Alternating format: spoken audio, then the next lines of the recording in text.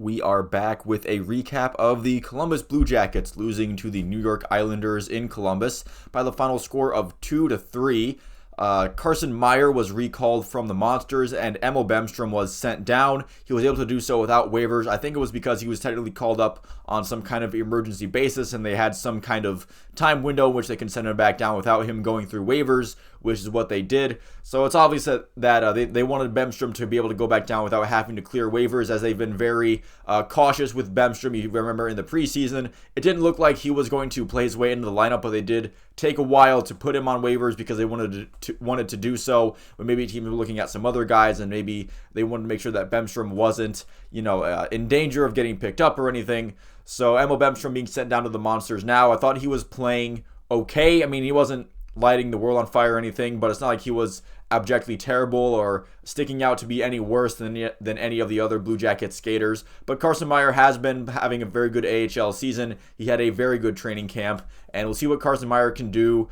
He wasn't too active in this game, but we'll get to it later. But we'll see what he can do with his opportunity now that he has it. Yegor Shinikov returning from illness, meaning Liam Foudy gets placed on the press box, and Jonas Korpisalo getting the start in net. The Jackets getting a power play early in the first period. A Jack Blazovic breakaway is stopped thanks to a nice pass by Johnny Gaudreau by Sorokin, and that power play is killed off. The Islanders do get a power play on a holding call that the crowd does not like in Columbus, but that one is killed off pretty nicely as well. The Jackets struggling to get shots on goal in the first, and Wahlstrom beats Korpisalo late in the first period. There wasn't a whole lot going on either side offensively. Both defenses kind of doing a decent job of shutting it down, but it also looked like both offenses came out sluggish. Looked like they were maybe both teams kind of fighting off that second or third plate from Thanksgiving dinner. Maybe they're just recovering from their extra long Thanksgiving nap. Who knows? But eventually Wahlstrom does beat Corpy off a shot. Maybe you want to see Corpy get that. Goodbranson kind of was in front of him a little bit, and it was just a nice location for that shot to go. And the first period ends 0-1. The CBJ only getting off 5 shots in that period. The offense, I didn't think it was necessarily as lethargic as 5 shots makes it seem. I just feel like there were a lot of passes that they just weren't able to connect on, a lot of ideas that are good on paper and in theory, but in execution didn't work out so well. I just thought there was a lot of missed opportunities and some passes that didn't get connected there. In the second period, once again, it was a pretty boring game early in the second. The Jackets getting a power play killed off, and then the Islanders getting a power play. That one would score. I believe it was Pajot with a rebound from behind the net. Nothing really Corby could do as a shot goes behind the net off of the boards. Comes back, and Pajot is just right there in a perfect location to bury that goal. With Sorokin sprawled, he makes a really nice pad save on Boone Jenner. He was kind of robbed there. And then Matthew Olivier and Anders Lee would get into a fight. It's a pretty even one, both players getting some punches in, and they just kind of stand up and they look at each other and they realize, maybe we shouldn't. We've done this for long enough. Maybe we shouldn't do that anymore. They both go onto the box, and I believe Olivier got an extra 2 minutes for roughing there. However, the Jackets would kill off that power play, and then the Blue Jackets would get a 5-on-3 for 2 minutes after their officiating rules that the Islanders commit 2 consecutive minor penalties, and it would be Yegor Chinikov scoring on the 5-on-3, and then Kent Johnson scoring on the ensuing 5-on-4 power play, which I thought was nice because the reason I said that the offense didn't look too sluggish in part was because I do feel like Yegor Chinikov and Kent Johnson and Johnny Gaudreau as well, who I believe had assists on both of those goals. All 3 of those guys were driving some play. They were trying to create chances for the team. Just maybe it wasn't. Maybe the rest of the team were kind of lagging behind, or maybe there wasn't anybody in the spaces they were trying to create for. But I do feel like those 3 were buzzing and they were generating chances for themselves and teammates throughout the entire game, really, including in the first period, even though the Jackets did only get those 5 shots off.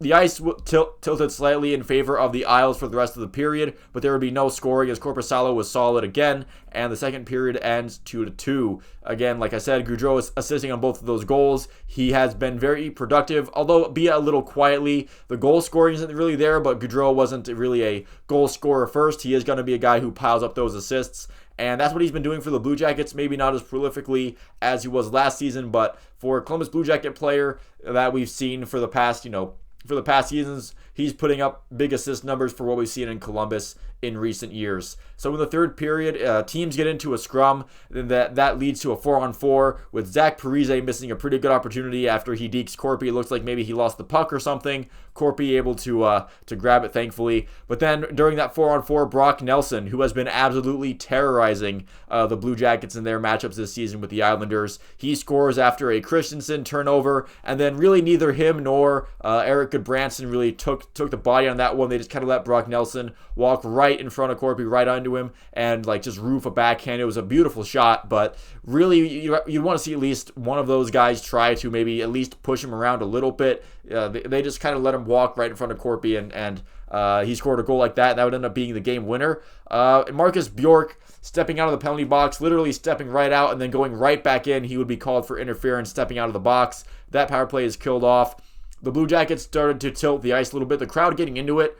They're still trying to grab the tying goal later on in the game. They're getting some chances, but really the Sorokin and the Islanders doing a decent job of cleaning a lot of chances up. And again, Sorokin was phenomenal down the stretch. The crowd starts to get into an OHIO chant, which I understand with everything happening with the Ohio State Michigan game coming on tomorrow. But I would see if you're a hockey fan, if you're not in the local area and just want to see a hockey game, why it would be a little confusing. It does make fans seem a little weird for chanting for a sport that they're not currently watching and for a game that's happening tomorrow. But that is just how wide sweeping Ohio State football is in the city, and that really is the most high profile successful thing that Columbus has going for it as of right now. I mean, that just is what it is. It's going to come with the territory.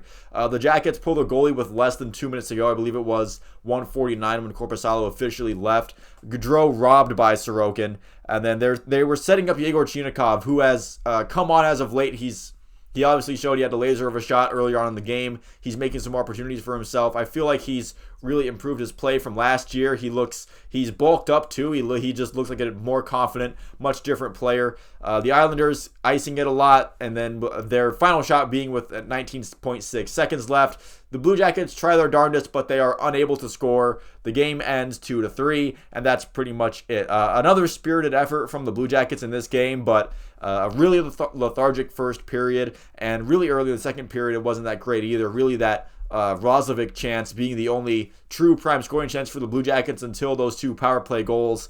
And, in the third period, when they were trying to get that goal back and the crowd was into it, they did get some chances. There were some chances again that when the Blue Jackets pulled the goalie and Gaudreau was there and he had an almost wide open net until Sorokin just moved over at the last second and was able to stop that one and keep it from going into the net. That kind of summarizes the game where they were so close, but no cigar. It wasn't going to be their night. And the Blue Jackets game tomorrow against the Predators has been postponed because their water line broke, one of their main water lines, and it flooded the whole arena. So the NHL is going to move that game somewhere else. The Predators also had a game that they were going to play today that wasn't able to get played. So the Blue Jackets' next game will be at home again, so they get to continue their homestand on Monday, I believe, against Vegas. So the Jackets, their schedule isn't getting any easier. They're getting good opponents, and they put up a spirited fight against the Islanders. So hopefully they can be able to do the same thing against Vegas coming up on Monday.